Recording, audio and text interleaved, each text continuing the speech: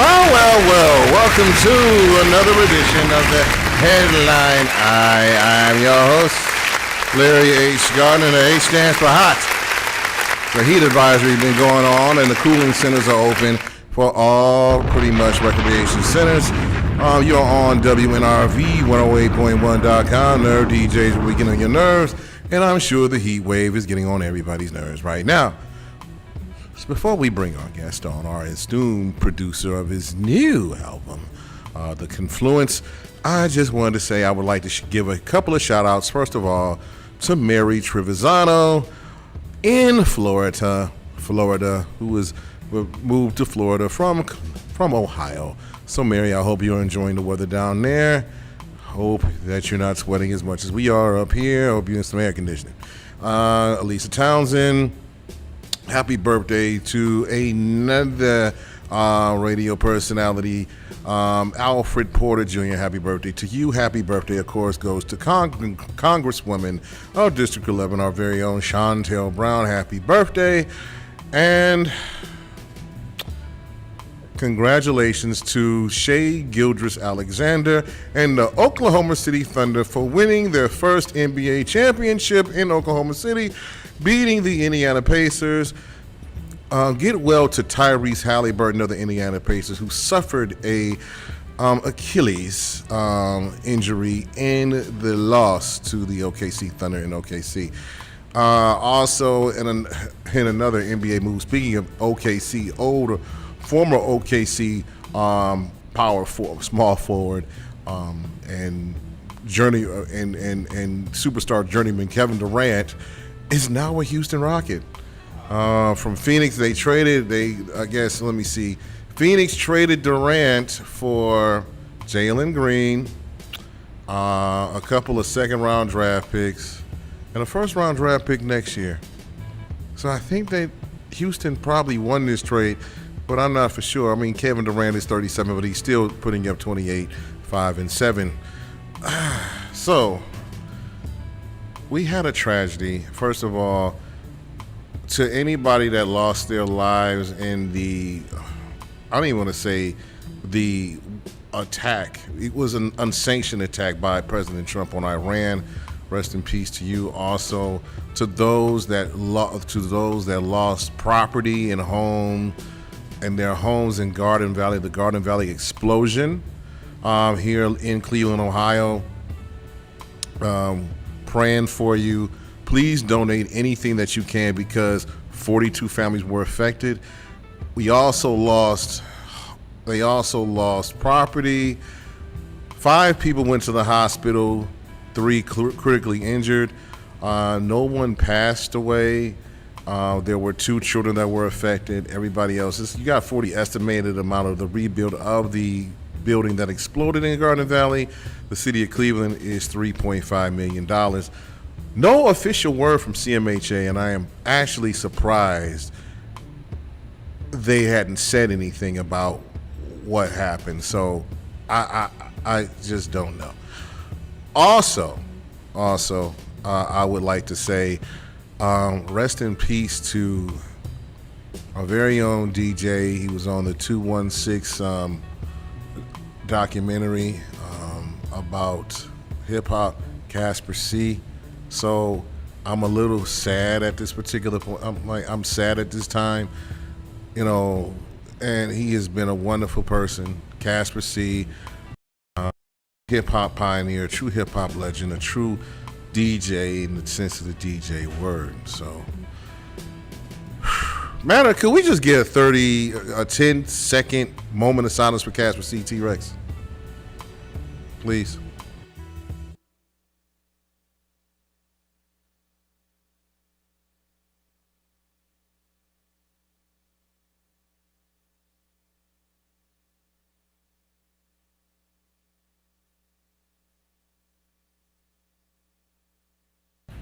All right, thank you very much.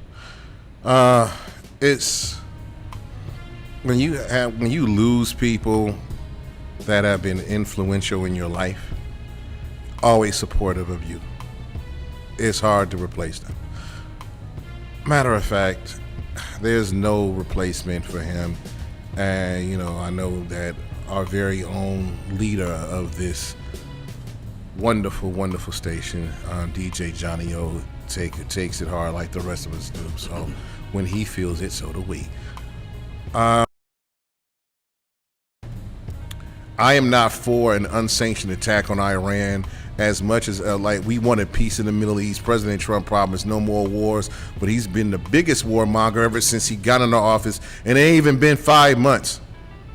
So I'm just going to leave that right alone because there's a whole nother ass section I can talk about. This idiot running the asylum. And for those that are praising him right now, y'all need y'all heads examined. Matter of fact, the brain that you have in your head, you need it replaced with something more functional. All right, enough about that. Before I go off on my rant, I got one of the best producer that I ever met in right across from me, and I don't want to take no more of his time. So, yo, T-Rex, play one of his songs, please, from his new album, The Confluence. I need to hear some. Yes. So the thing about it is that this is one of the biggest songs that is coming from this album. He's going to have a special here July 5th, the day after the 4th of July. There's going to be some fireworks because he's already bringing them on his album. Please welcome my dear friend, Mr. Scratch Paper himself, Eric Wilson. What up, man? How you feeling? I'm good, man. I'm feeling good, man. Cooler in here than it is out there, Yeah, that's good. So what's been going on with you, man? This album, man, like literally, that's the only thing that's really been going on. That's what's up. So you named this The Confluence. Mm-hmm. What made you come up with that name? Well, at first I was gonna call it The Network. Mm-hmm. Because it's a network of people, you know what I'm saying? But then I was like, if I'm going to be collaborating and actually, merging ideas with people and creating art, confluence made more sense because that's the definition of confluence. So I just named it Confluence because it's basically an album full of collaborations, every single song on it. Wow. So every single song that you have on The Confluence has another artist from Ohio. Yes, at least one. At least one yes. on there. Yes. So can you name the people that are on there right now? Ooh, you good. That's a good one. It's 40 of them. Well, name some of them. I'll name what I can remember, man. I'm getting those. So okay, go right ahead. Let's start with Thoroughbred. That's Thoroughbred is the Mr. Thoroughbred. He's the rapper. He a rapper / DJ / producer, and he's the feature on the song that y'all opened up with. No, it ain't. No, it ain't. Okay. So you got Thoroughbred. You got Stoney. Mm-hmm. Stoney Simpkins. Stone the Butcher. He's on the song called I'm Different. You got Dave Tolliver and MC Chill. Okay. We're on the song together. Wow. Dave Tolliver and MC Chill. You got Suave Gotti. You got Pratt from Brothers for the Struggle. Wow. You got Mama Jazz from Too True. You got True Math Boss and Mike 9D9 from Aftermath. That was with Flesh and Bone, Mo Thug. Okay. Got a song with them as a group and a song with True Math Boss. Matter of fact, there's a single out right now called Juice, featuring True Math Boss, and the video features Casper C. That's the last artistic thing I did with Casper C is the video for Juice that just came out like 2 months ago. That's wild. So y'all can check that out. What else? Who else on the album? Suave Gotti. I said Suave? Yes, you did. I did say Suave Gotti. Did I say Tanisha Salary? No. Denise Monroe. Vigatron and San Goody. You got Vigatron? Yes, Vigatron and San Goody on the album.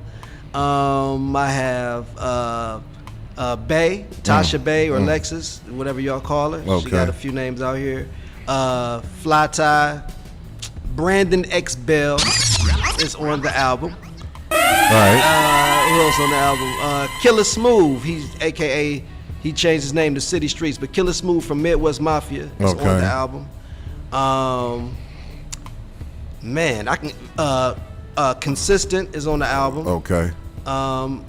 Man, this a lot. That's a lot. Hold on. I got a list in front of me right there too. Brothers for the Struggle, Mama Jazz. Oh, I named all those people. Yeah, you and did. about 20 to 30 more people that I did not name. Well, it's only an hour show. We ain't got all that. We doing something fancy. We got the flyer on the board. That's what's up. Let's get interviewed. Yeah, exactly. Shout out to my homie. Shout out to E. Wilson. How did you get all these people on the album, like, man? Because you know, hip hop artists have a tendency not to get along with one another or something like that. But what did you do? I mean, what magic wand did you wave to get everybody to do this? Man, I don't know, bro. Look, all I did was start making it. Next thing I know, people through the grapevine heard that I was making it. I never put out any post or sent out any mass email asking people to get on this album. It just turned into phone calls. People was calling me like, "Hey, what's up? Let me get on the. What's up with the Confluence album? I heard you doing an album with all features." I'm talking about from the biggest names all the way to the people that people may or may not know about on the album. Everybody most people gave me a call. I reached out to a few people because I felt I was missing some elements as this album started coming together. So I reached out to a few people to fill some gaps.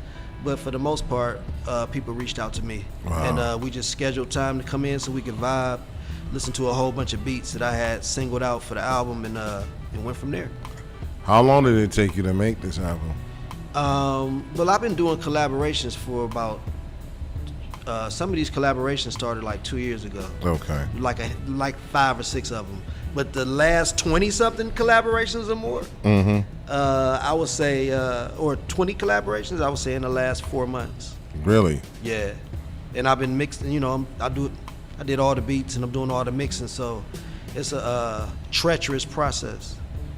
So you're doing all the mixing, the mastering, and everything else. The beats, the arrangement, yeah, Right. all the recording. I'm the audio engineer too, so I'm doing all the recording, all the beats, all the mixing, all that. And I rap on every single song, all 35 songs. Golly. Well, we already know how much that you like the rap and how much hip hop you have in store. Yeah. So It might be 34 songs. Right. So right. So what made you decide to go ahead and do this album? Because usually you're the producer. You usually don't push out anything. What made you decide to go ahead and do this project? One of the reasons is because I love producing, and I love producing other people. You know, I produce myself. I'm a solo artist and all that good stuff, but I love working with others. I love producing their solo stuff, and I love producing multiple people on the song. You know, I feel like, you know, it's just like it just does something for me to produce a good song. You know what I mean? And make people that may or may not fit the song end up fitting the song by producing it well. So that's the challenge. So a song, a project this big is right in my wheelhouse. This is like going to an amusement park every day. You feeling me? Except when it's time to mix. That's when it start feeling like work. When you start really, you know, spending all those times in front of monitor speakers. But other than that, that's what motivated me to do it. I love doing beats. I love rapping. 35 songs, that's a lot of beats and that's a lot of rapping. That is a lot. And it's automatic monetization. So, you know, you gotta do, I'm doing what I love to do. So a big project like this is like Wonderland for me. You feeling me? Right. And it sounds wonderful. And then you have the album release party. Yeah. Here at the View at 5100 St. Clair Avenue, the day after the 4th of July, July 5th. Right. So is everybody that's on the album gonna be at this album release party? I doubt it. I know I got about 11 people performing from the album. So no, let me take that back. About 10 people performing from the album. So those people will be there, but as far as everybody else, it's hit or miss. That's a lot of people to show up at one event. And I know that Dave Tolliver would not be there because he'll be on tour. He got a show out of town, I think in Georgia somewhere on the 5th. So it's a few people that just got obligations and stuff. Okay. But I'm hoping that everybody that's sitting around in Cleveland on the 5th, especially the people on the album, will make it to the party. Okay. You feeling me? I understand that, and you know it's the day after the 4th, so hopefully they don't get too drunk or too full off a barbecue. Right. Then they should just come on down. And what are we expecting at this album release party? So it's going to be performances. Performing, we got Tanisha Salary, we got Rock P4, we have Vigatron and Stan Goody are going to perform. Suave Gotti is going to perform. And about 4 or 5 other acts are going to perform. We got, of course, we got food, we got drinks.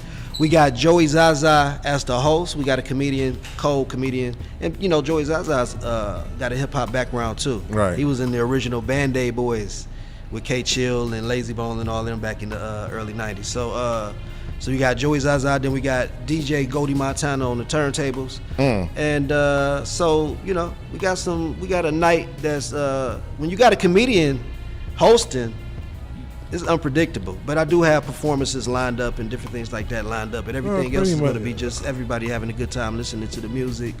I got DJ Goldie Montana going to spin the album strategically throughout the night in between songs, so you know, so he'll be announcing as songs from the Confluence is played. He'll let the audience, the people at the party, know that this is from the album, so they can hear it. And, you know, and I had the merch set up. You'll be able to buy T-shirts. This album and my previous releases right there at the merch table, and you know, and everything else could be a surprise. So right. So what? So you saying you selling merch?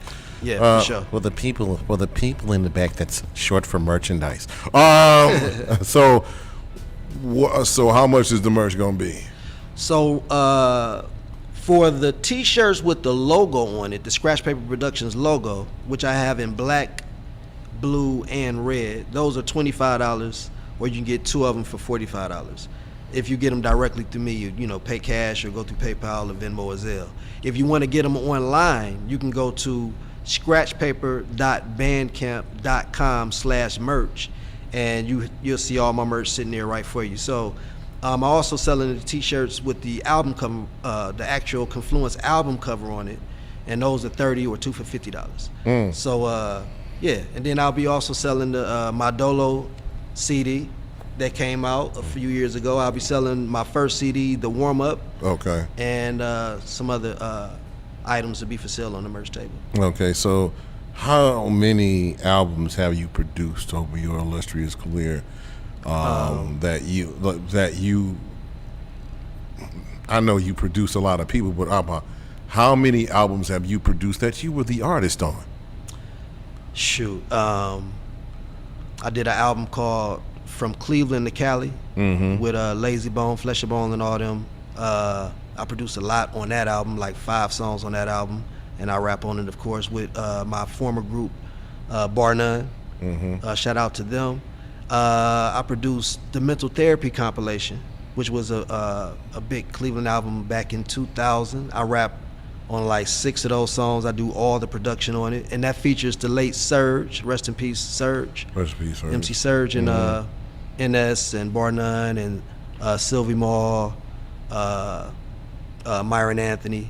So I produced that entire album. I produced the J. Cool. J. Cool came out with 1 album in his solo career. I produced the entire thing, except for 1 song that John Denny, shout out to John Denny, who was my mastering engineer, by the way. John Denny produced 1 song on Drunk, High, and Sober, which was J. Cool's solo release.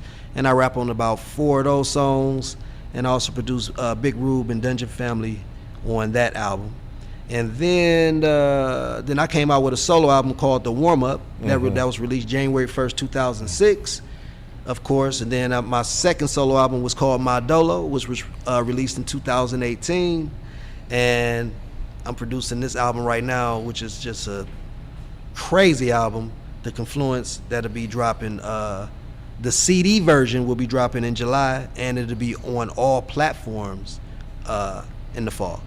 So, The Confluence is your 3rd solo yes album, right?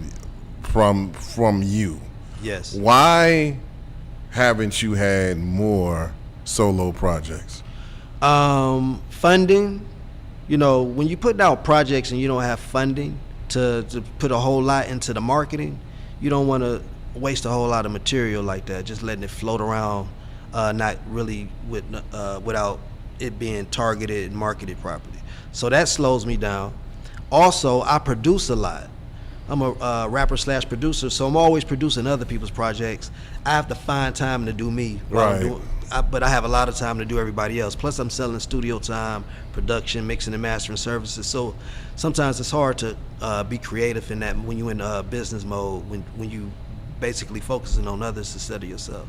So, but this year, I felt loose enough, and I felt like something was calling me to do this album. Like I had to do it. I even set deadlines that was hard for me to meet, and I'm the one that set the deadline just because I felt like I had to do this for this summer for some reason. So, yeah, that part. All right, that's what's up. Yeah. All right, so last year, let's go back. Yeah. There was another release on July 4th. That was the They Not Like Us video by Kendrick Lamar. That was released on the 4th of July? Yeah, it was like the video. I mean, he did the Juneteenth and concert. The state of hip hop, pretty much. In your opinion, what is the state of hip hop in right now? It's in a very weird period where a lot of the stuff that people thought was a fad is actually proving itself to be one. So a lot of the auto-tune and a lot of the what they used to call it garble or mumble rap, that's starting to slow up. People starting to understand people's verses, no matter if they're good or bad. At least I know what you're talking about now. Look like auto-tune is here to stay, but they're just using it differently as hip-hop evolve. Have you ever used auto-tune? Yeah, I use it. I actually use pitch correction, period. And you might not even hear it. Pitch correction is not always used to have that artistic effect like T-Pain or Future or something, or Kanye West. Pitch correction is a way to get the vocal in the pocket of the song without you even knowing that the person is singing. So it's a subliminal psychological way to think that the rapper, even though he's not singing, is in the pocket. But they push it real hard where it make it sound like auto-tune-ish and sound like somebody singing. 97% of all R&B music, that song has been pitch corrected. No matter if it's Aretha Franklin, Whitney Houston, or your favorite singer, they're getting pitch corrected at least a little bit to lock in those notes. So I'm not anti auto-tune at all. If it's artistic and you can make it sound good, hey, if Bobby McFerrin can make Don't Worry, Be Happy sound good, I don't care what anybody do with technology. Right. If it sound good, it sound good. And At least it puts you on key. Exactly. Don't worry. Be happy. I'm sorry. So you saying that hip hop is in a very weird space. Oh yeah, the weird space is that what they're talking about, man. The content is so ratchet. And it's weird that hit records can be something that's deplorable and putting people around you down and putting yourself on a pedestal of something nobody should be striving for, like power, greed, control of women, all the cars, all the houses, whatever you're talking about. It shouldn't be the hit record. You know what I'm saying? I mean, it should be. I don't understand how something so negative turns out to be the general public's choice of music. So that's the state of that part got me worried about hip hop. But it seems to be an emergence of better content. A lot of the old school artists is coming out with new projects. Slick Rick just dropped one, and we all know that Redman just dropped one. Snoop just dropped one. Right. So we'll see. I think it's in a transitional phase. I'm a little mad at Snoop for the Trump, missionary. Yeah, that thing. But other than that, I'm a little bit upset at Mr. Calvin Brodus. Calvin Kodazar Brodus. I say this for government. I don't really give a damn. But but as far as everything else, the battle last year between Kendrick and Aubrey Drake Graham. Who you think won that, in your opinion? Well, lyrically, they both had lyrics. Drake said some stuff on this comeback, but by default, Kendrick won because he turned a diss record into a Grammy. I mean, who does that? Like, you know what I'm saying? I mean, LL kind of did it when Mama said knock you out. But yeah, the Kumo D diss. We forget about that. He had a commercial diss. Kendrick not the first, but I mean, he turned it into an explosive record. He called him a pedophile and everything on a hit record, bruh. Like, you know, shout out to Kendrick, man. You know, I'm clapping for him because it's legal and to do that, but that's the state of hip hop. Like, people was praising when you put somebody out there, no matter if it's the truth or not. This is the stuff that's getting you Grammys and, you know, filling your bank account. But the thing about it is like a lot of people said that hip hop, because of the mumble rap, was missing a real hip hop battle or something like that between two mega artists. Oh, it was needed. Yeah, it was definitely needed, man. It was nostalgia. It made you think about the old battles from the 90s and good stuff like that. It's just weird how hip hop can have its biggest hit under those circumstances. Right. Yeah, and he went to the Super Bowl, performed that, and you know, and then Drake threatened to sue. Wow. I'm like, I'm not for that part. Thank you very much. I'm not for suing. Listen, dog, it's hip hop. You cannot sue for defamation of character and none of that crap if you in the hip hop world, bro. This is battle. This is a competitive sport, even though it makes you money. At the end of the day, hip hop will always be a competitive sport. Right, like basketball, it is a competitive sport. I feel bad for Tyrese Halliburton getting injured on the play, even though he was heating up. But somebody had to win. I don't give a damn who it was. What Halliburton goes do? Sue the NBA because he ruptured his Achilles? Right. So what? You know, like you can't do you can't do that. So Drake go get mad because somebody lyrically outdid him on a commercial record. Hey, all right, it's even my sister said that's a sucker move. Yeah, and to me it's like, and he doesn't represent all light skins. Thank you very much. Drake does not. He does not represent all light skinned people, because I or Mr. Wilson would never do something stupid like that. And I'm a battle rapper, man. Right, we'll still be battling. Right. Like, this will be going on in 2025 or 2026 until we came together and gave each other a handshake or something. Because you ain't about to just call me no pedophile and then I just let bygones be bygones. Right. When I know I don't mess with no kids. Somebody gotta go. You know, what the hell going on, man?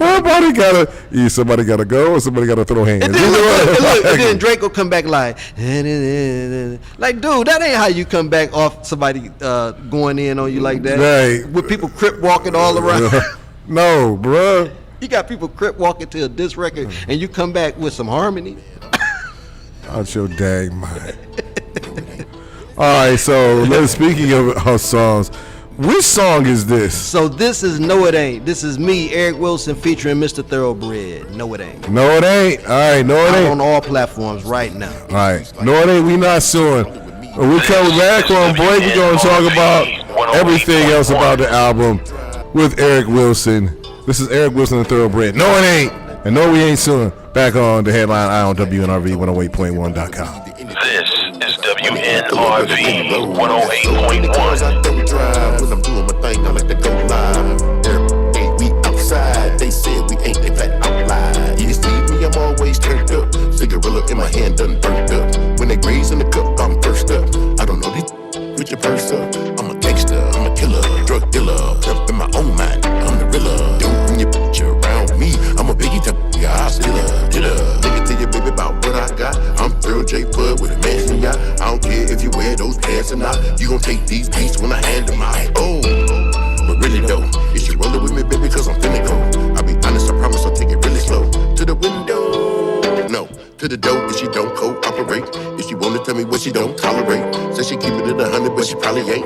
I don't know you, baby, but I don't wanna wait. I'ma give you the game, you gotta elevate. It don't matter what you got, you ain't never straight.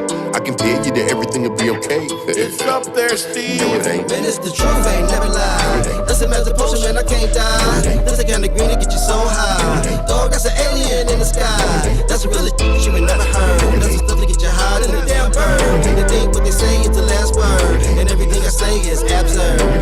Love me because I'm certified. Yep, I kill a killer with rhythm, I do that murder guys. Unless you know otherwise. Do you know I wanna be about your mother's side? Yeah, I bullied the bully other guys. With a loaded bullet and pull it, you better recognize. For the click clack, give me that with the cat on the back of the head. The hope that it don't crack otherwise. I be tripping dog, I be running the gun and while they be skipping dog. And I be flipping off. Any that figure that this won't get you, I split you. And whoever is with you, I pick them off. One at a time like I do the. She said, do you like my outfit? Remove the clothes. Every time I get high, it's always through the nose. Talk the perch, whatever works, and even cold. But I'm so broke, I don't even smoke. I just read, but got the book and leave him woe. Use both hands, that's an even stroke. I'm a saint, I could be the pope. Don't say that I can't. You don't know me from a can of good paint. I'm so deadly without no restraint. So when I wake up from this dream, no I ain't. Man, it's the truth, ain't never lie. Listen, as a potion, man, I can't die. This the kind of green that get you so high. Dog, that's an alien in the sky. That's a real shit you ain't never heard. That's the stuff that get you high than the damn bird. And they think what they say is the last word. And everything I say is absurd.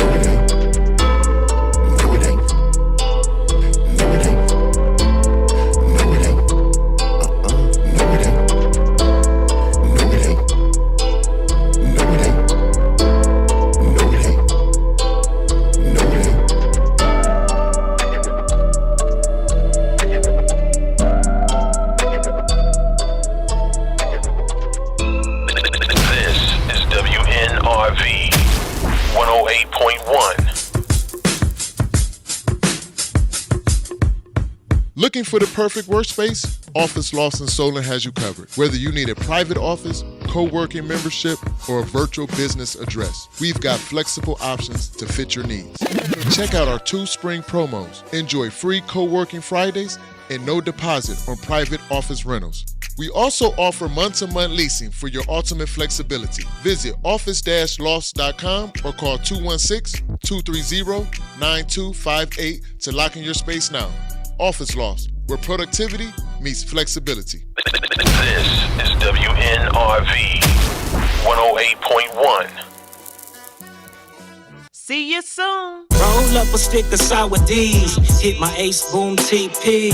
Call back, I need a quarter sack of that seaweed with the green leaves. Now I'm straight to the city streets. Glock 40 trying to kill me. My money ain't a thing, make a nigga change. Needed to fulfill me. Got bras like a stack of dollar bills. Mine gone by the way I live. Stressing, never second guessing. All these fools gotta do what I will. Cause life showed it in the roach joint. But why we always got to prove a point? I'd rather sit back, blow on the good, exhale and let the cushion noise. Now every day is the same thing. Keep saying that I'ma change. Ride around, dropping off up the money, sit back and count my change. But why we take pride in being fly? It's all a game till somebody dies. For why the little liquor cry a couple times, burn one to say my last goodbyes and roll it up, twist, blow it big.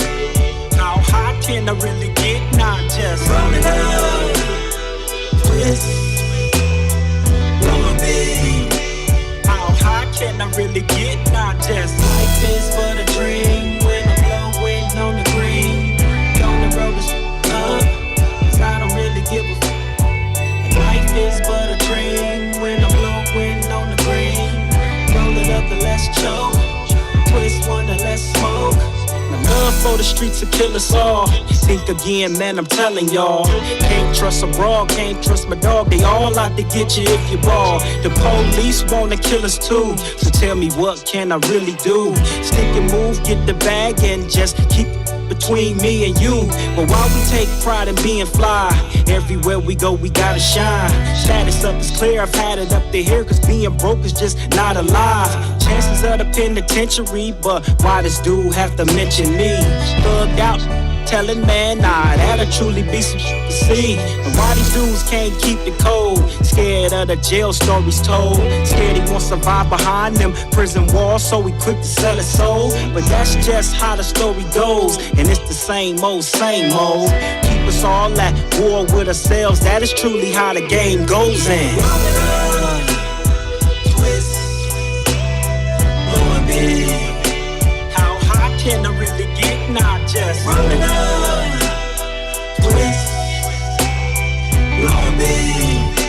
How high can I really get? Not just life is but a dream. When I'm blowing on the green, gonna roll this up,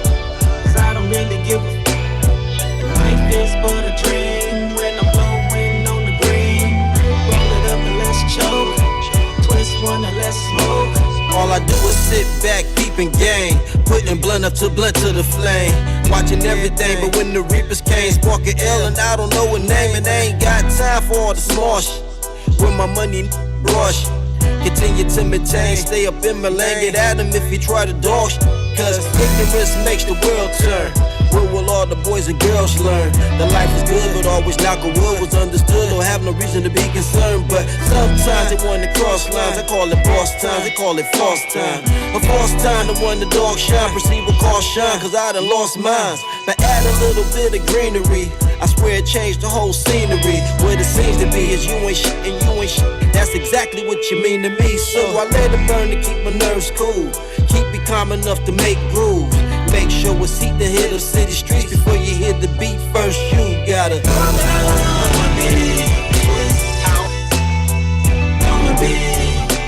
How high can I really get now? Just twist. How high can I really get now? Just life is but a dream when I'm blowing on the green. On the road is up, 'cause I don't really give a fuck. Life is but a dream when I'm blowing on the green. Roll it up and let's choke. Twist one and let's smoke.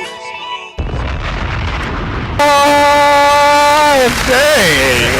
Welcome back to the headline. That was what, Blowing Me? That was Blowing Big. Blowing Big. Featuring Killer Smooth, formerly of Midwest Mafia. Wow. Now you know it, call itself City Streets. Killer Smooth.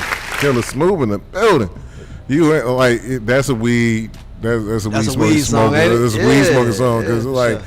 Because the thing about it, like you explain all the problems and everything else like that. Like, you know what? Forget about it. Let's just twist it up. Let's blow one. Dang it. Let's forget about this because sometimes, and I hate to say it, that's how you feel. Speaking of which, somebody can blow one right about now with Stephen A. Smith. Let me tell you what this jackass did. Sorry, Stephen A. I know Jason Whitlock or Fatlock is a bigger jackass than you sometimes can be, but you can't just say that the NAACP should have not invited President Trump to their meeting. By the way, the Faith Fund dinner was this past weekend in Cleveland. But here's my problem with that. Why does the NAACP want to invite a racist, warmongering, crybaby 79-year-old jackass to their peaceful presentation? Right. Stephen A. Smith, you are a black man. Remember that. I don't care how much ESPN gives you. You are still a black man in this world, and they will give that. And the thing about it is, like, you're the first one to say something about this. Like, listen, we already know Whitlock's a coon. Don't you jump out in the forest. Right. Or we'll just think the same way about you that we do about dear old Jason, who looks like Slimer from the Ghostbusters. So, well, the Stay Puft Marshmallow Man, take your pick. But Stephen A., calm down, man. Stick to basketball. Your poor Knicks didn't make the finals. Stick with that, okay? Okay, thank you. Steve covering the world. All right, thank you, management. By the way, speaking of podcasters have gone that some people have gone completely off the rails. Now, you talked about the state of hip hop. Yeah. You talked about everything. What do you think about this Jim Jones thinking he's better than Nas thing? Delusional. You know what I'm saying? just delusional, man. I mean, there's not many people better than Nas. Mm-hmm. I mean, Nas is a specialist at what he do. You know what I'm saying? He set the precedent. He one of the rappers that set a precedent on how he delivers, how he tells his stories, right? And from a East Coast point of view. So Jim Jones don't do that. So how is you competing with somebody that's not in your lane? I'm a hip hop specialist myself, bruh. Right. So to compete with Nas, you got to be telling stories. You got to be like making people like see what you're talking about. So I don't compare Nas to Redman and Jim Jones and stuff like that. That's, people got to get out of comparing people that do two different things in hip hop to each other. Right. So that's my take on that. And here's my take, and tell me if I'm wrong, since you are a hip hop specialist. You know more about You've been in the game longer than anybody. By the way, also that same celebration of your album, The Confluence, is also your birthday party, correct? And my birthday party and my 40-year anniversary in hip hop. That's what's up. Congratulations. Black Fist stuff. That, bro. Yes, thank you. Like people who've been dead in hip hop ain't make it past the 40 years. Shoosh. Yeah, I've been rapping the minute. And you ain't been locked up for being at no damn or throwing no damn parties. And will not. Thank God. Your woman over there. I ain't trying to get nobody in trouble, right. But. I stop at stop signs. Exactly. he said I stop at stop signs. I ain't want to mess with no ticket. Right. He's like, I stop at stop signs. I go inside the crosswalk. Yeah. When I make my right turn, I stay in the right lane. I don't litter. Fuck off. Yeah. Then I took my blinker on before I get in the left lane after I make a right turn. You know, I do all the little stuff. Right. Exactly. I'm not doing the freak off. I don't think nobody can afford to do a freak off compared to how much Diddy's attorneys getting paid. I mean, the cost of baby oil itself is expensive. Everything is expensive. You know what I'm Nothing has went down in the 5 months since Trump took office. I don't have a budget for 1,000 bottles of baby oil to sit in a room, let alone getting the people to help spread it on people. I ain't got no money to be sex trafficking. How about that? And the power to spike the oil too, so people can be delusional after a couple of rubs of baby oil. See, they spike the oil with what? Drugs? Some type of. The rumor is like the GBH drug, like you rub it on you and eventually it seeps through your pores. It's a powerful substance. And it makes you start your inhibition start. See, you gonna get everybody like the trial is just wrapped up today, and Diddy's defense is not sending any witnesses. I still can't believe nobody would come to this man's aid. Oh yeah, the prosecution did wrap up. Yeah, they wrapped up, and there's like nobody. It's over. So when will we know if he's guilty or not guilty? I probably about either the end of this week or next week. All right. Man, that's a quick case for all. You know what? That case compared to what's his name? No, Young Thug. Young Thug. It's about the same time.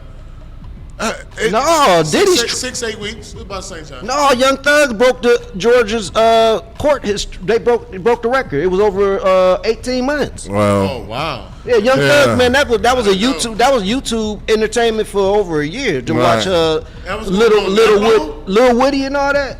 YSL Woody. Yeah, that's how he got popular. That year-long trial, he became famous because of his testimony on the witness stand. Never knew that. Right. Yeah, you got to go to YouTube, man. You can watch. It's comedy. It's drama. That's a show. But at least Young Thug had people testify for him, didn't he? He had people testify, and he had people nervous up there too. Right? Yeah, but he is a killer. He is. Even though he's snitching, he is. He got some power. All right, but it's like Diddy ain't got nobody. Jay-Z was never coming. But let's just be putting it out there. Jay-Z was never freaking coming. Ain't nobody go support somebody that's with those type of accusations. Even if he didn't do it, you being out there in the public supporting somebody that's accused of this type of stuff that he did, it makes you, and you go, I hope he's innocent. Like, I'm not, I'm gonna sit at home and watch it on TV like everybody else. Even if I'm his first cousin, I'm sitting at the crib. Like, you ain't going to the courtroom? Hell no. Cause dude, you did too much. You guilty of something. Right, There's too many damn allegations and crimes and lawsuits for you to be sitting out here like you having the escorts. I made a mistake. Right, you having the escorts. Spit nut on Cassie, and then gonna have that same ejaculation rubbed on your nipples. Right, and then no, bro, that is too close to man. That is too close to man. Look, and you know how many times he said I love you over the years. So look, he up here telling this chick I love you, you my girl, it's us till forever. And then by the way, my dude, can you piss in her mouth until she start gagging, please? Like who? Nobody does that. Like who? That's who you love. And then she gagging it. I mean, that's disgusting. That's what he did, here, man. Y'all just ain't on that freaky stuff. I'm not. You know what I'm saying? No way. No. Freaks out here. I mean, I don't want bodily waste used in the bedroom. Listen, I'm gonna say I that. agree with you on that. I agree. With you. Excretion That is fluid. disgusting. You know what I'm saying? Like, you know, Like, why you gonna lock him up because he a freak? Because that's disgusting. Larry liked that stuff. No, I don't. Shut up. Don't even lie. Every day. He wish he was in New York reporting. Sam. Live from New York sitting City. in the corner with a bandana and a trucker's hat on. Right. No, I wouldn't be sitting there like that. I mean, everybody, listen. Listen, I always said, listen, this goes to your woman too. If he piss on you, it's over with. If I got an emergency, I run into the bathroom and I pull my little thing out and I lose control and I pee on you, you should break up with me. Yeah, you're right then and there. You should break up with me for Right making a then and mistake there. and pee on you. Let Right. alone like saying open your mouth and don't Let me use your and mouth don't as a swallow. toilet. Don't swallow. Yeah, that's disgusting. Oh my I would. God. I would. That's worse than R. That make R. Kelly look like he didn't do nothing wrong. So y'all saying this is what they actually said in court? I mean, that's what they said in court. That's what they said in court. I mean, pretty much. Had The somebody saying this, or was it like the escort said that. Yeah. Yeah. But that was the first week. Well, Larry, The first I gotta week. mess with Larry because Larry wakes up. He loves this. I'm saying. I do. I do not. And y'all know testimony is considered evidence. Right. What Exactly. you mean? Testimony technically is evidence. Just Right. like somebody having some physical evidence on you, Did somebody go in there and start telling everything? Yeah. that is evidence. It ain't hearsay. Plus, the simple fact of the matter is Is that that. a new law? No, it's always It's been like that. Plus, you got That's to. why people get found guilty on circumstantial evidence and testimony Right. because it's really evidence. Plus, the simple fact of the matter world we is, live in. it is crazy. Plus, the simple fact of the matter is that they were subpoenaed. All the people, Kid Cudi, Cassie, were subpoenaed by the federal you government. Can plead the fifth. Now that's the law. You can plead the fifth. I ain't that dumb. You can plead the fifth, but you know. I'm going. Yeah, you ain't. But circumstantial evidence don't need you to say nothing. Yes. The jury can be like, okay, he pleaded the fifth, but we see what it is. Exactly, man. We already know what it Written all was. over your face. Written all over your face and all over her face. Damn. And on the escort's face. Ain't that and on your nipples. ain't that Because he was having to put it on his nipples. that was the. That is, Y'all freaky for knowing all this. it's out there. It's in the court record. It's public. It's like a public document. Like the thing about it is like Wish is more I get Diddy. I think Diddy.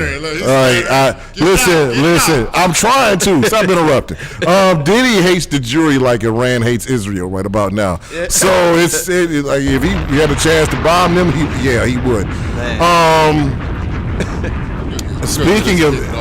these words. Hey, he ran out of the bathroom in that towel with some colorful socks on. Y'all didn't see his socks? I did not want to look at his damn You know what I'm socks. saying? See, he's saying it. I'm not saying it. Both of y'all just as guilty. Hey, he ran out of there. He's so good at putting that towel around his waist, he didn't even have to hold it. He just ran out like he had on shorts. Dragged her back in the side. Beat her up right quick. The towel never fell off his waist. He did all that crap, and the towel just stayed there like he bought that towel. See, I don't know. With a button on it. I just think I just think Diddy needs his ass whooped. Could just somebody just beat him with a bat or some shit? Man, that dude. He just needs his ass whooped. That's pretty much the bottom line. I Hey mean, man, we should start selling towels, bath towels. you can put the confluence on the towel. Right? I'm sure somebody would buy it. The confluence, the merging of sex workers, sex traffickers, drug mules. Right. My dude Brendan from Hawkins High School, he was one of the witnesses too. Wow. Cleveland Snitching? dude. Yeah, he had to Yeah. because he got caught at the airport on the day of the raid with the drugs. He got it. Oh. Brendan Paul from that grew up here in with the Hawkins High School. Wow. And he played for Syracuse. He was a basketball player too. Oh, he got caught with the drugs. He got caught with the drugs, so he got to tell. Oh, the fair's like either you say something or you going somewhere. Right. He said that he used to give Diddy erectile dysfunctional pills too, along with the drugs. That's crazy. Diddy was out here living wow. This is white. I know he tight. Sorry, but He's so tight. All his business is always like man, this. like. He- Would you like? He Well, gonna okay. bounce back. I'm just waiting on his bounce back. I He's don't- fired. I don't He's gonna know. have ED and doing all this stuff too. I ain't that about it. He ain't letting nothing slow him down. He ain't letting nothing slow him down. That boy blue chewed out. Y'all gonna have me tripping on here, man. Take that. I'm sorry. Let's get back to the album, damn it.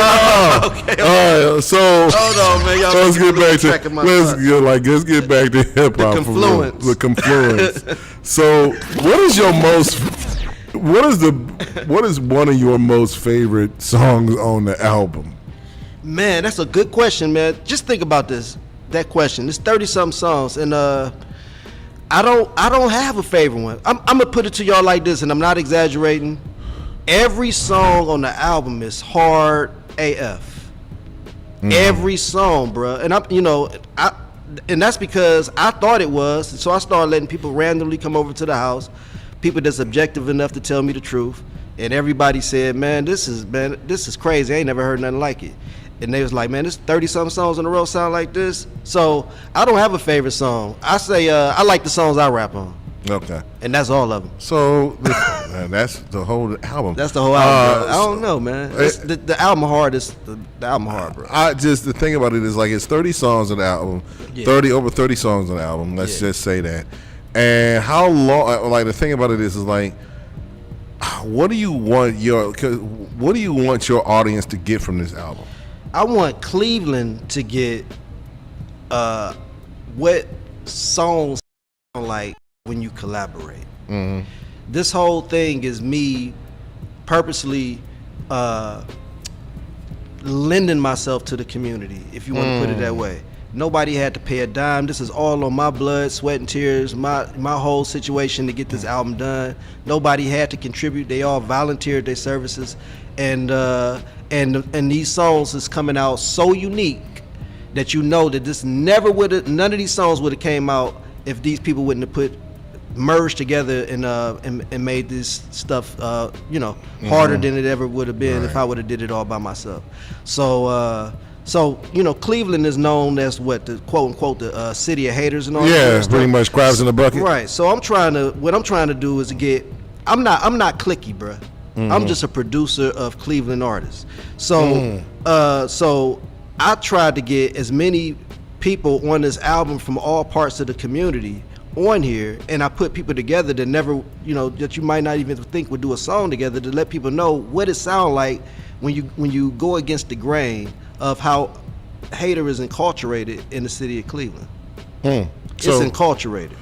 I think the thing about it is, and I got this when I was with, and I'm gonna just bring this up, when I was with Kate Girl INC. Simple fact of the matter is that it brought some people in the city out that wouldn't be out hanging with each other, that wouldn't be hanging with each other. Yeah. But the problem is that we are so cliquish, but we also and what comes and pretty much with Casper C. passing, with what Johnny O has done, setting the pavement for future hip hop artists, is that we have a whole vibe here in the 216. Yeah. That should be like that the rest of the world should respect. And the only way they're going to do that, Larry, is to collaborate. Everything in art, not everything, but when it comes to film and music and things like that, it's always collaborative. Nobody is in the studio all the time doing an album without nobody's input, help, assistance, melody, or whatever. That's why Lauryn Hill got her ass sued. Because she tried to claim that she did all that by herself, and she lost that. Because you didn't do all that with all these doggone musicians on the album. Y'all having jam sessions in the basement all the time, coming up with all these unique, crazy songs that only can come from a collaborative effort. So I tried to do that on purpose, with everybody knowing that this is about to be hard, y'all. And every song is produced around the feature, so it makes all 30-something of these songs unique. Because I'm producing the feature, even though it's my solo song, but the vibe is who I'm collaborating with, which makes all these songs have their own lane, their own feel, their own spirit. And that's when you put all that together, it's the definition of the album, the confluence. You know what I'm saying? Right. With this project that you did, is there an artist that you wanted to work with but just didn't get a chance to put on the album? On this particular album? Yes. Yeah, man. Yes.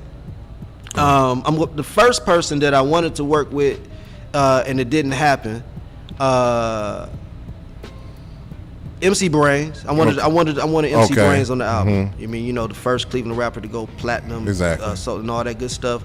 By the way, when I was in South Korea, when I was in the Army, that's the first tape I bought was MC Brains out of in South Korea. Wow. His song was the #1 song in South Korea when I was in the military. So I want, but I didn't even know he was from Cleveland. I just liked the Oochie Coochie La La La because that's what all the Korean girls was dancing to.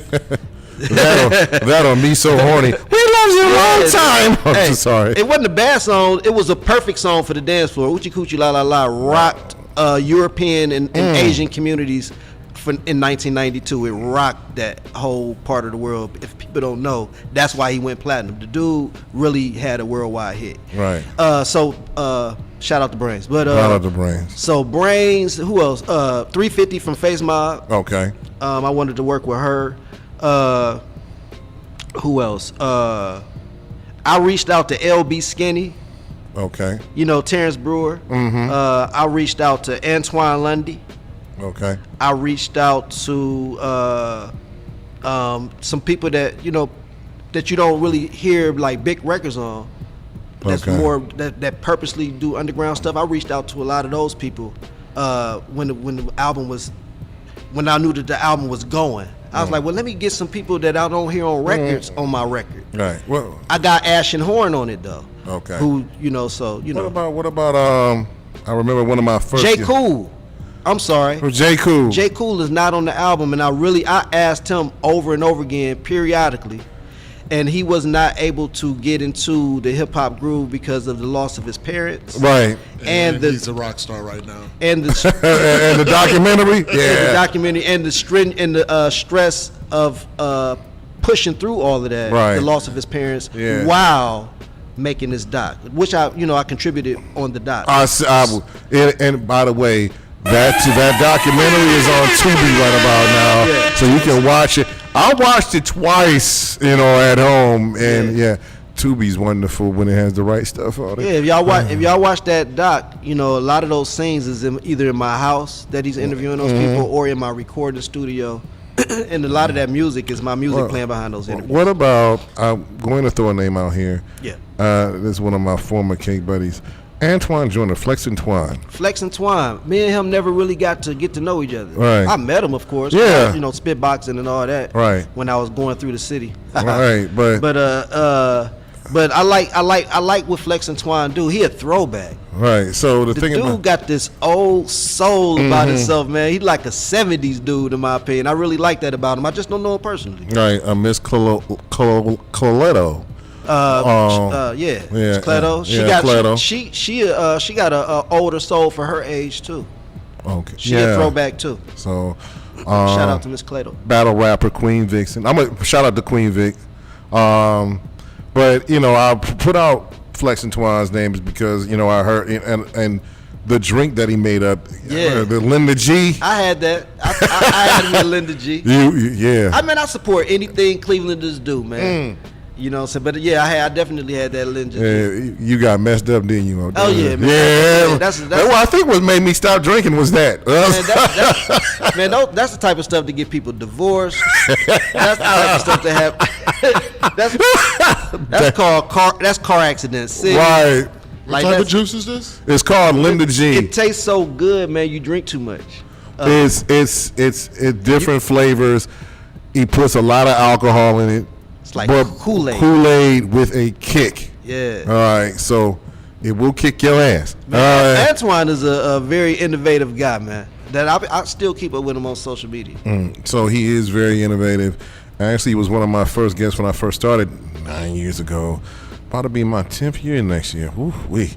But the Cleveland hip hop. Yeah. What do you want to leave? What mark you want to leave on Cleveland hip hop? Personally, personally, I want to leave the fact that I was a real purist when it comes to hip hop. My motivation for it wasn't money driven. It was because I've been just like rapping. I've been rapping since I was 12. I was a straight A student rapping at 12, so I didn't think about rapping being my career when I was So rapping just stuck with me through all of that stuff, through the Army, through this, through that. So I just want to be known as a person that didn't give up on rap, because it's nothing to give up on. It's something you do, like golfing, if you're not thinking about money.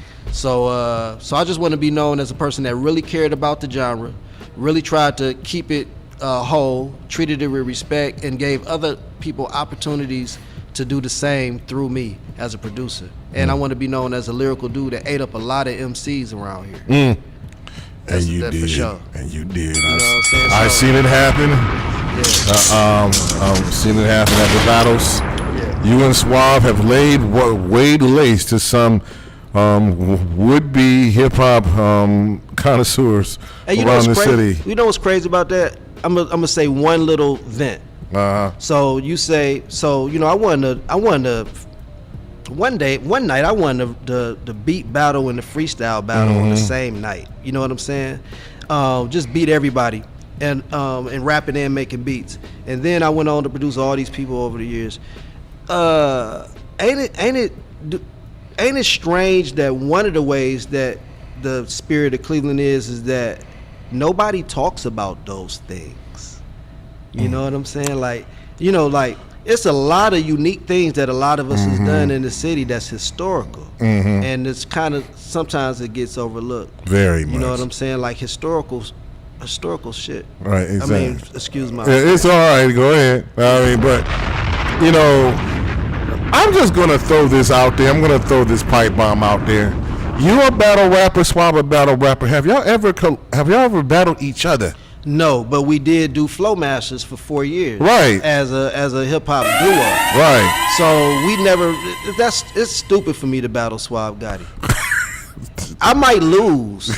There's a good chance that I could lose that. But who cares? It's that I'm not supposed to battle him. I'm supposed to make.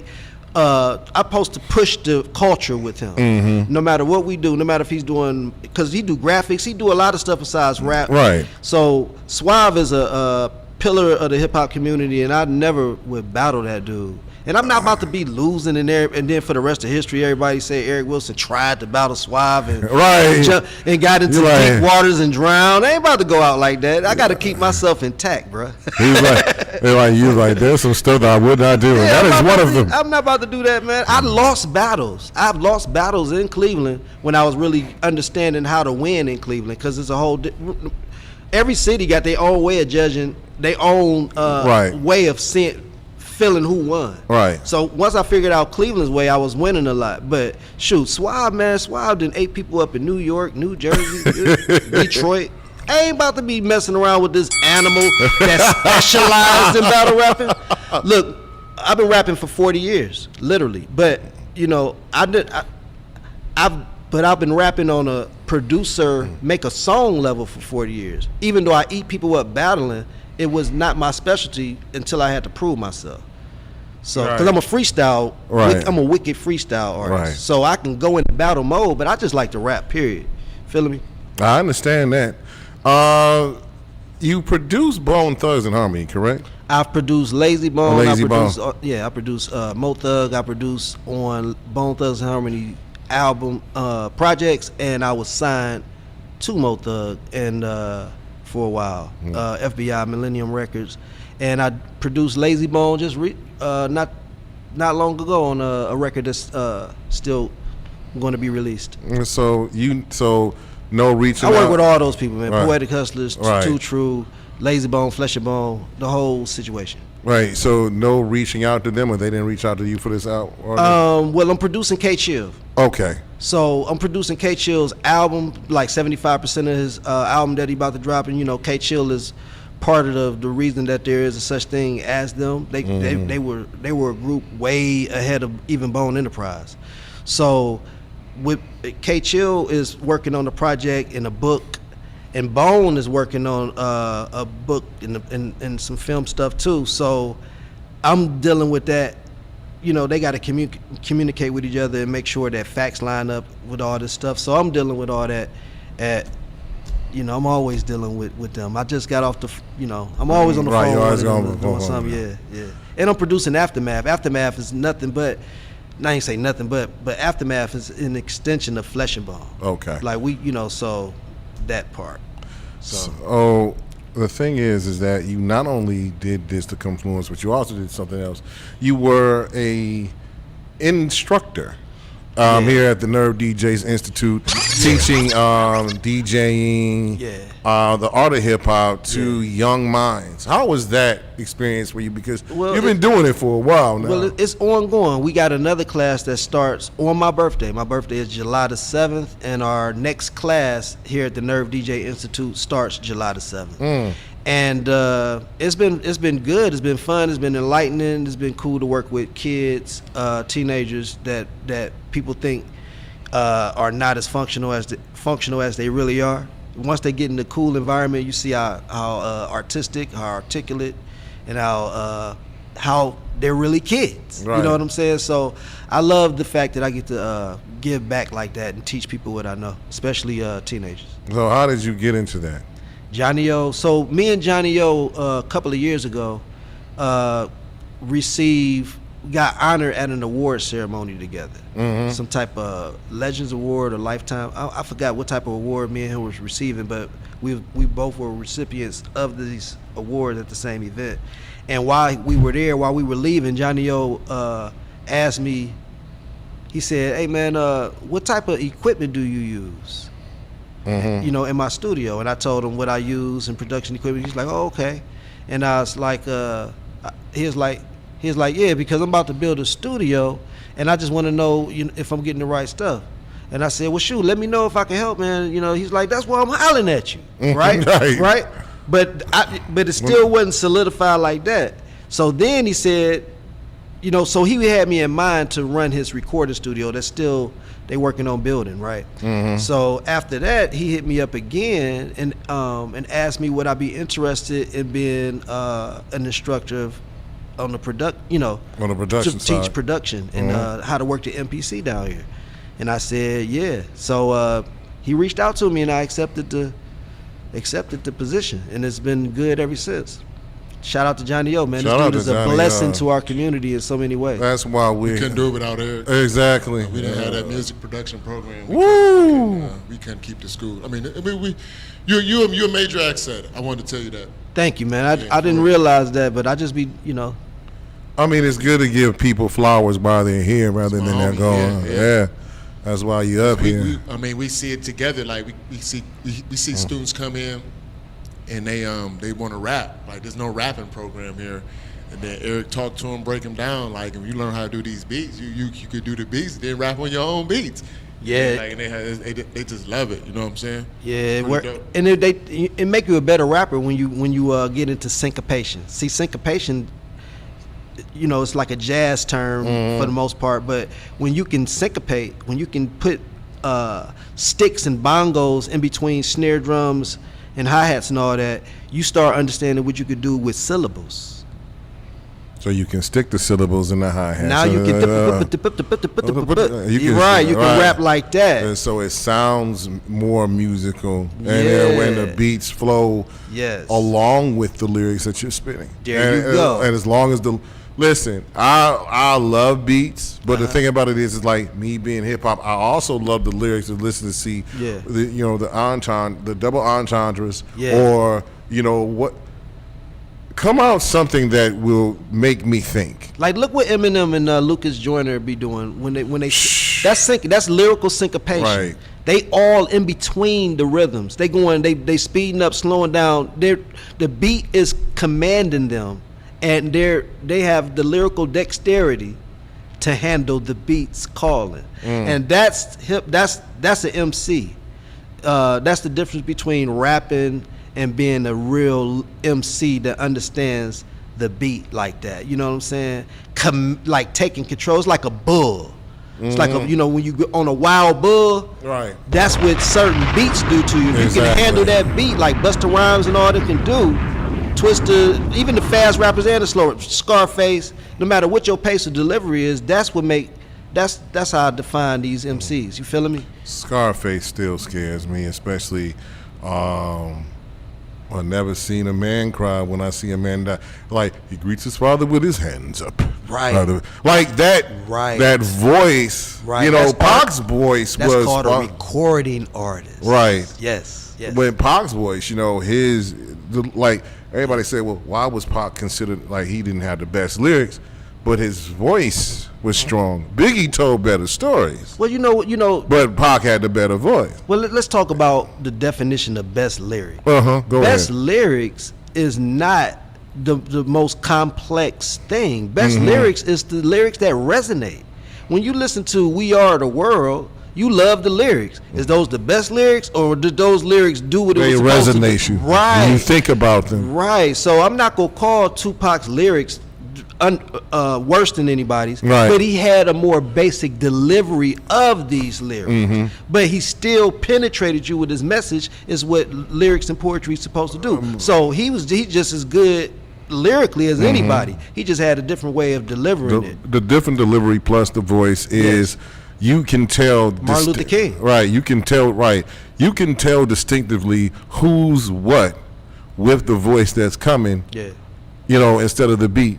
Right. You can tell, you know, you can tell between a Jay-Z and a Lil Wayne album because of the voice and the delivery that they have. Yes. That's what makes it distinctive. Yes. Now, a lot of people don't like it.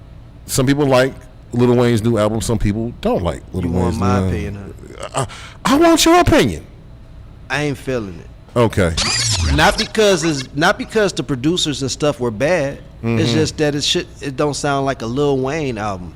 You can, you know, it just I can see how his fan base was like, damn, because it ain't nobody hating on him. Right. You know, all these mixed reviews, that's not hate. That's people really feeling the way they feel. You know, he got hardcore fans that's disappointed in this album. So that means that something went wrong when they were deciding which direction they was going to take this album in my opinion. All right. So the thing about it is like, as far as an artist, you have to have control of where you want it to go, what you want your audience to feel. Your audience. Your core. Yes. Because if the core gets it, then everybody else who's trying to be a part of the core is going to get it. Right. Understandable. And then some of his lyrics were like dumbed down compared to some of the cold, hot-ass lyrics he's been spitting over the last 15 years. He didn't do that this album. It's almost like he went in some other experimental direction. Like nothing really landed in the Lil Wayne lane. Some of it got close, but nothing was like the Lil Wayne that the world would expect. And I think that's what people were disappointed in. Do you think he's trying to grow up? Or are you trying to step away from that because because of the Super Bowl thing? I think he done did so much that he it's watered down. It's like Ice Cube. You know, Ice Cube came out with an album last year. That I don't like it. And Ice Cube was considered a great songwriter, but he failed on that. So I think after you've done so much, some people lose it and some people don't. I think Lil Wayne might be slipping, but I could be wrong. I know Ice Cube slipped. I think the thing about it is like when you step in a different genre. Yeah.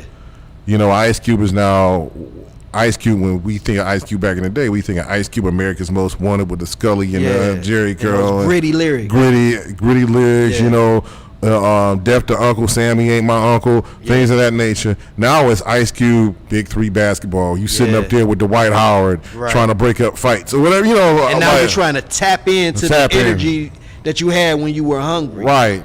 So that's why they should be rapping about where they at right now. Right, where they at right now. But the thing about it is like, you know, it's like we know what you're doing. You're not as hungry as you was because you don't have to be. This is why Jay-Z continues to, even though I'm not saying Jay-Z my favorite rapper or anything, but his strategy, the way he writes his songs, it keeps up with his real world. Wherever level he's at, that's what he's writing about. He ain't about to write like it's a hard knock life. Right. He ain't about to do that no more. He about to talk about a little bit of jewelry every now and then, bank accounts, stocks, credit, real estate, credit, right, his beautiful woman and all that crazy stuff. So I think that when people don't talk about, like Will Smith came out with an album, and he explained that he called a few people and they told him just to be himself and be original, and that's what he rolled with.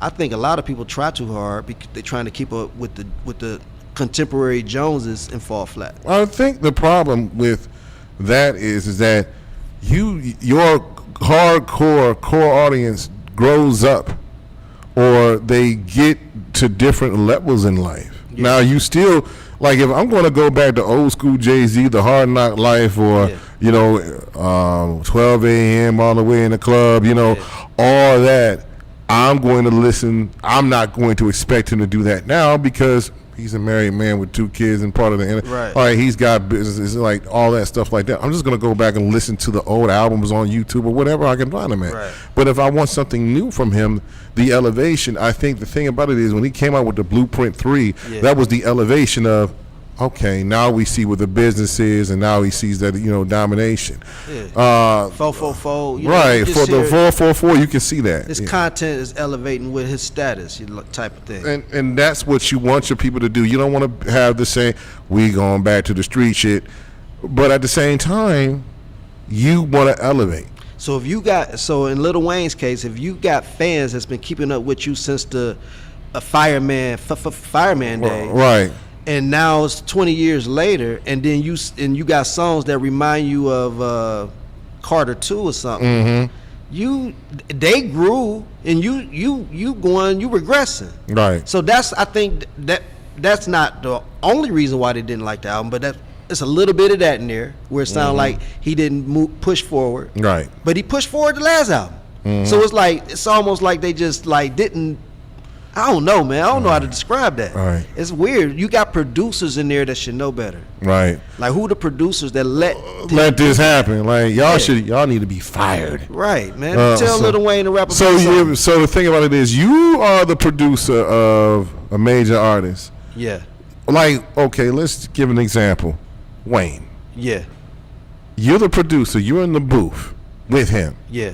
You're behind everything. How would you have done Lil Wayne's album, in your opinion, in your eyes? I would have first went through, sat with him and vibe with him, listening to tracks. You know what I'm saying?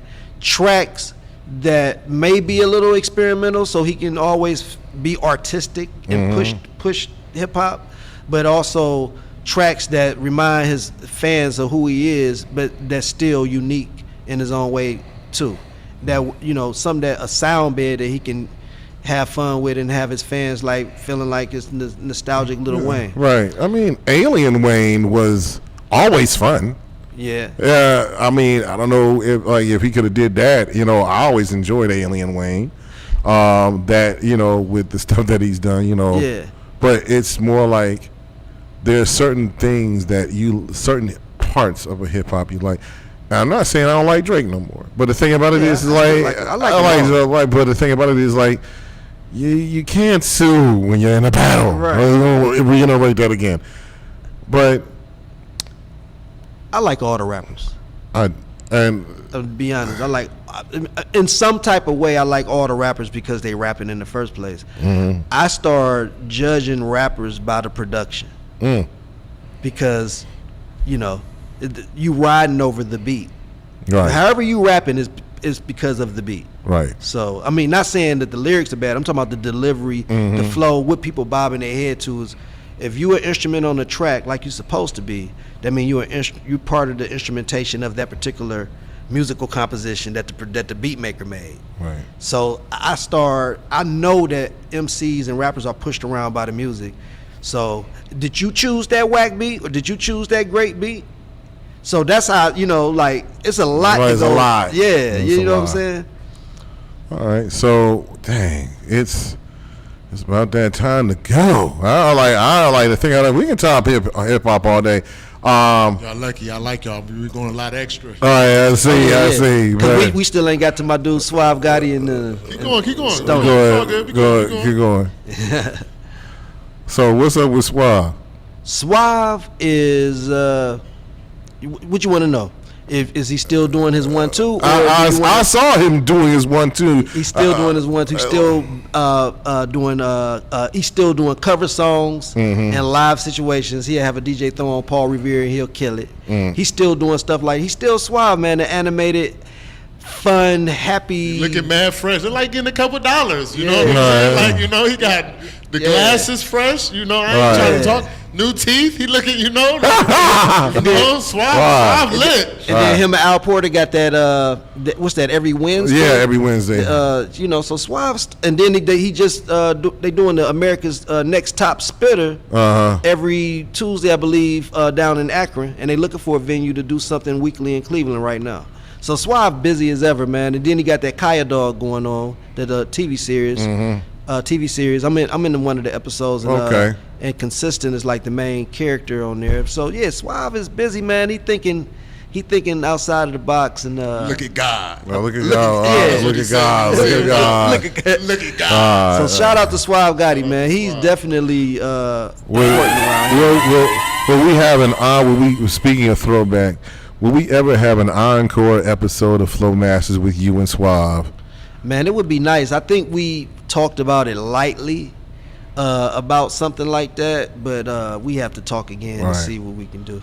Because- I'd love to put it right here on the Nerve DJ. I would love for you to do that. Yeah. I would, because hearing you guys flow, you and Suave, was very enjoyable, and this is like the culture of hip hop. Yeah. And like everybody talking about New York and this like that. We got the Rock and Roll Hall of Fame here in Cleveland. We got the culture of hip hop right here in Cleveland. You know, the artist that set it off, MC Chill, the artist that was platinum, Suave Gotti. You one of the best producers around here, and it's always a pleasure talking to you about hip hop, because there's so much you can learn by listening, so much more, especially to this cat right here. So what about you? Is this your last album? Nah. So, you know, with me getting older, you know, I'm never going to stop producing music and stuff. So my next album probably is going to be The Confluence 2. Okay. So it looks like I'm going to just make this a thing I do until people get tired of it, until I get tired of Like doing it. Jay-Z's Blueprint. Yeah, but it's gonna be but I'm gonna be rapping, and it's gonna be a feature on every song from this point on. If I do a song by myself, it's gonna be one-off singles that come out. But if I do a whole album, it's gonna be just similar People. to what I just did. Yeah. So Absolutely. Anybody like to think about it is like, I would love to hear you. Like, I would love to hear you and Big Hef, or who else? I'm thinking about you and Flex and Twan, or you and some China Blow. Yeah. Shout out to Blow. Yeah. So somebody that you ain't never worked with before. I'm Piranha. Right. China Blow. Yeah. Flex and Twine. Yeah. I'm calling y'all out, especially you, Piranha. You got some stuff going on, lady. But yeah, I want, like, the thing about it is, I'm gonna like work with, like, y'all hook up with this man. I would love to hear a song by you. Autumn Perfect. Right. Antoine, what's the old boy with? I call him Twine because we went to college together, having the puppets. Oh, okay. Yeah. You know. Yeah. So it's a lot of people that I would love. And look, some of these people that I want to work with is not because, I'm gonna put it like this: some of these people I want to work with is to show what production is. A lot of people be doing a lot of music. It sounds cool and all, but I don't really see nobody really honing in on the artist and treating that song like is, you know, treating that. I just don't see a lot of production going on. I just see people picking beats.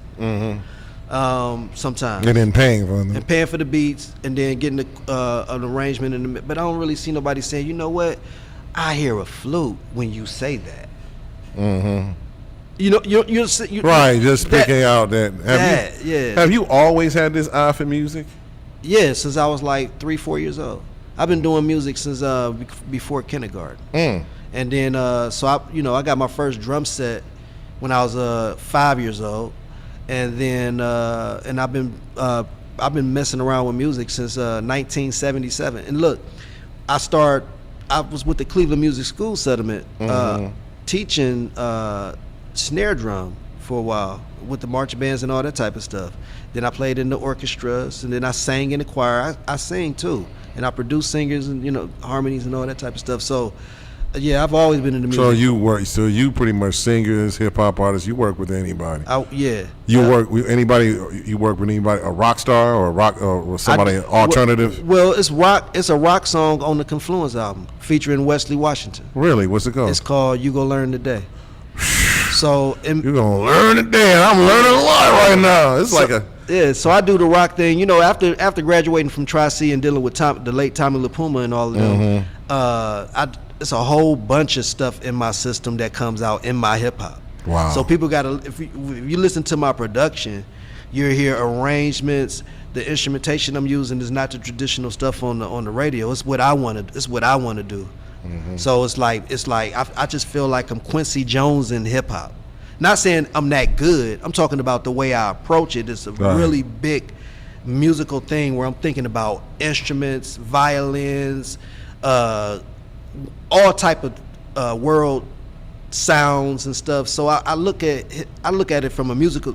I'm a rapper that started rapping after being in music for already 7 years. Wow. So hip hop is a genre to me.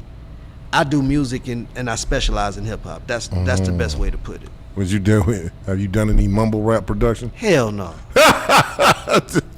I think I ain't mean to piss you off, okay? I ain't mean don't cut me. I've done some that Chicago drill, Detroit the drill type music, of thing where they kind of rap, layer over themselves. It kind of sound like they off beat but stay on beat. I've produced that. And I've learned to appreciate it a little bit. People that rap off beat on purpose. The trill music? Yeah, they be rapping off beat on purpose. I'm starting to understand that. And I was explaining to somebody about that the other day. They was like, man, these dudes rap off beat. I said, I used to think that, but they're not really rapping off beat because they have boundaries. It's like a circle. You ever see circle when they got protons and neutrons in it and they bouncing all around, but they never get outside the circle. So the circle is the rhythm, and they just playing all inside of it, and it sound like they offbeat, but they never get outside of the rhythm. So people got to start listening to music a little bit different when you're talking about timing and triplets and all that type of stuff, and it's different ways that these rappers is going in between the beats, in between the rhythm, and still landing on time. Right. That's a more scientific way of explaining rhythm. Exactly. Yeah. We got the songs on the Confluence. Are they? When will they be on all platforms? All platforms. It'll be out in the fall. Okay. But it will. But 80% of this album will be out. It's going to be the Confluence, the Cleveland edition, will be out July the 5th on double CD. With artwork and everything for everybody to buy. It's going to be a classic. It's definitely a collectible along with the merch. Okay. So nobody in the world will have the CD except for Clevelanders. Okay. Only people that can get the get the CD is a person that's around here. Well, so what about, are you gonna spread it worldwide in the fall? Yeah, the album comes out on all platforms in the fall, but the singles, like No It Ain't, I'm Different, and the different singles that's been coming out from the album, they're out on all platforms. Now? It's just that you just can't get the world can't get the project into the fall, but Cleveland can get it right now. Okay, so Cleveland is exclusive to you it's first. It's exclusive to Cleveland. And first, and then if you from out of town, if you here on the 5th, you can come to the album release party and pick up your merch. You can grab it. But you would have to come to Cleveland. You got to come to Cleveland. You got to come to Cleveland. I'm trying to let Cleveland know that we are powerful when we do things and stick together. So the album is that, the release party is that, the fact that the merch is only exclusive to Clevelanders is all of that. I'm trying to show us how we can keep the money in our community and everything else, and make merch sell. Okay. So pretty much your album release party would be a lesson in business. Absolutely, and how to enjoy each other's talents and use each other in a healthy way. All right, so shout out to everybody that's on the album. If we didn't call your name, that means we would be here all night doing so. Yes. And I am not trying to be here all night. I am trying to get out of here. The last, like, Eric, you have anything to say before we leave here? I just want to say thank you to all the people that participated on the album. No matter if you was on a skit or if you was actually rapping, I want to say thank you for coming over and lending your time and your talents to the album. Shout out to Suave Gotti on the artwork, Thoroughbred on the scratching. He's scratching on one of the songs. And shout out to all the DJs that's been asking about the album that need copies. And I'm trying to get all these DJs. If any DJs is listening, all these singles are, as they come out, they're in the Nerve DJ record pool for y'all to grab them and put them in your playlist. But reach out to me. I'm trying to get all this stuff to the DJs so y'all can learn these songs and learn how to add them to your set. You feeling me? Strippers too. Amen to that. So the strippers too. So before we go, Rise Up community, if you want to donate to the people who lost everything in the Garden Valley explosion, you can do that at the Original Harvest NBC 7101 Kinsman Road. The pastor was on social media, he's on Facebook Live, saying drop those things off at the door, they'll pick them up and distribute them. Pretty much what they're looking for is non-perishable food items, clothes, shoes, toiletries, anything. I mean, rugs, whatever. The people lost everything. And also for the mental capacity of those people that are not only suffering, but the ones that are misplaced right now. Some people are at Zelma George at this particular point in time. Some people are living with other people. There's also GoFundMe's for individual people that pretty much lost everything in Garden Valley. Just look out for those and make sure that you care for one another. As far as the war, the Israel versus Iran ceasefire is supposed to be on right now. Iran said that as long as Israel doesn't fire another weapon, we cool. That means Israel and the U.S. So please tell if you are part of the GOP, the Republican Party, please tell your idiot ass orange president not to fire another shot unless Congress approves it, because that wasn't approved this weekend when he did it in the first place. Idiot, you got to go through proper channels before you because of the simple fact of the matter is that I'm going to tell you, if Iran does not have nuclear weapons, then other Middle Eastern people do remember 9/11, period. Just an FYI to anybody in the United States of America. We do not live inside of a bubble. We can get hit. Oh, by the way, if you're the Iranian president, you need to go to 1600 Pennsylvania Avenue first. Or Mar-a-Lago in Florida. He plays golf there. He was I'm not listening. Well, I'm not in it. I'm not listening. For all you people that want to say, listen, I'm going to be honest with you. For all you people that want to go and support him, y'all can go into and listen to the Army and the Navy and all that, and go fight for him. I'm gonna be here chilling, listening to the Confluence. I'm not gonna go. I'm gonna be listening like, I listen.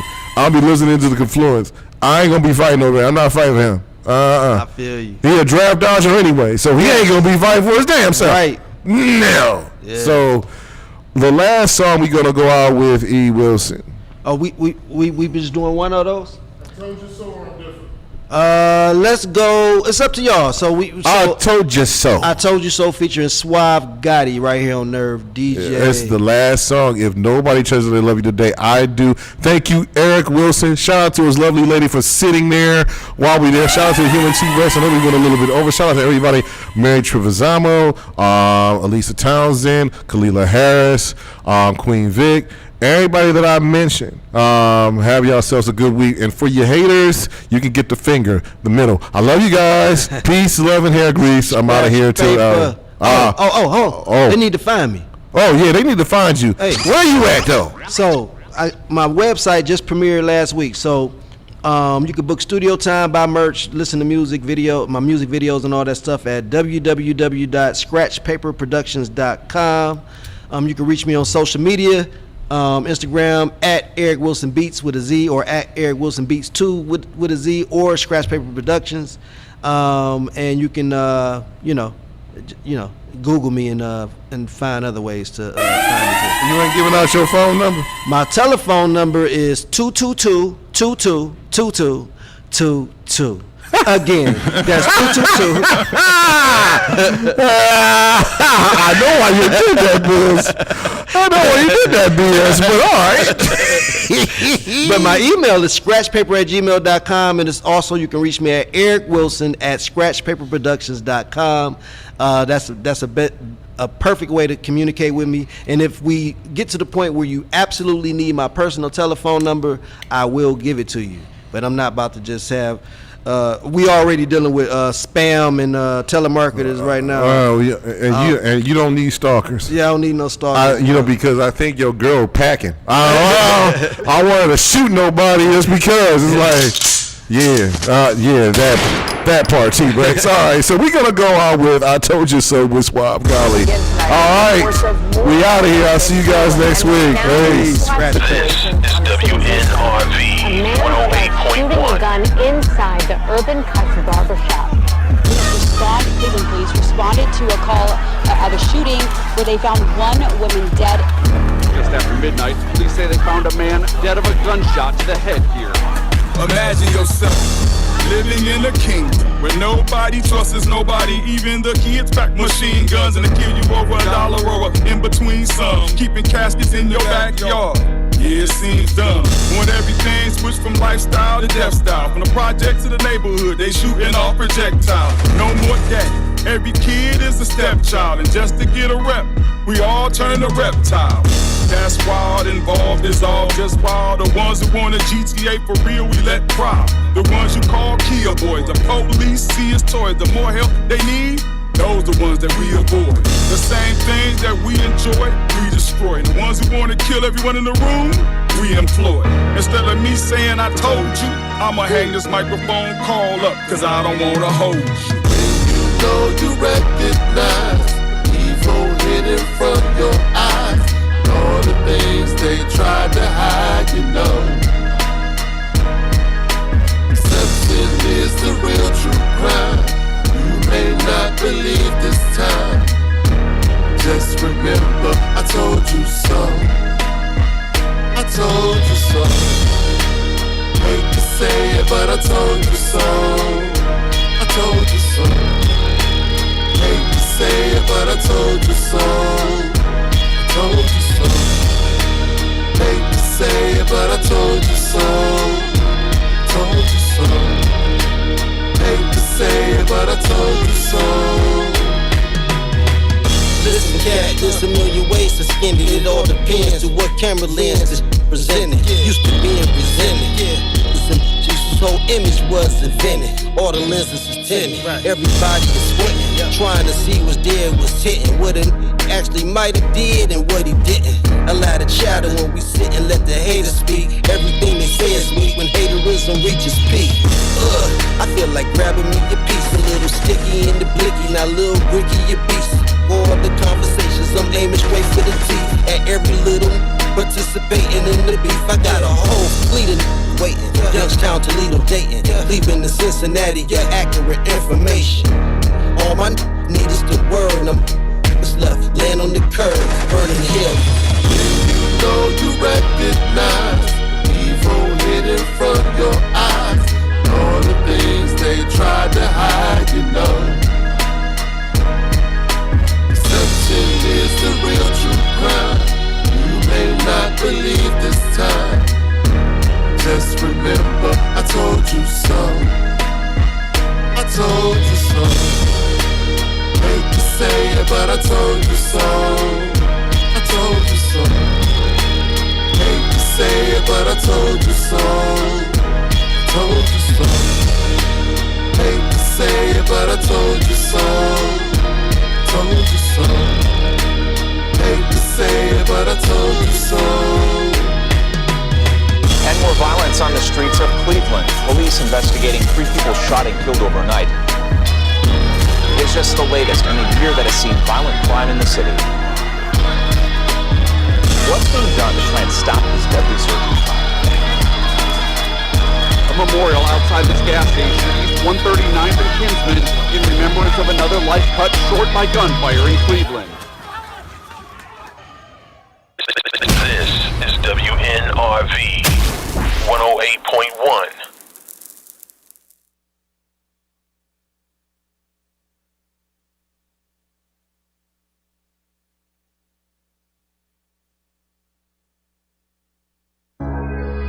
Yeah, Stress Paper, King Pablo.